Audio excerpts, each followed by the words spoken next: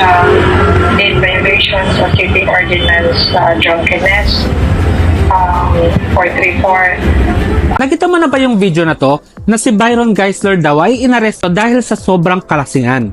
Ang alcohol ay toxic sa katawan. Hindi lang ito sumisira ng atay kundi pati sa utak, puso at immune system. Una, liver damage. Maaring mauwi sa fatty liver, cirrhosis at liver failure. Pangalawa, brain fog and memory loss. Masisira ang focus mo at tataas ang risk ng dementia. Pangatlo, heart problems. Tataas ang blood pressure mo at pwedeng mauwi sa stroke. Pang-apat, mahinang immune system. Mas madali kang kapitan ng sakit. Pang-lima, mental health issues. Pwede kang magka-anxiety at depression, lalo na kung ginagawa mong escape ang pag-inom. Ang point dito, hindi mo agad mararamdaman. Pero kapag tinamaan ka na ng sakit, baka huli na ang lahat. Ikaw, ilang bote na ang nainom mo ngayong linggo?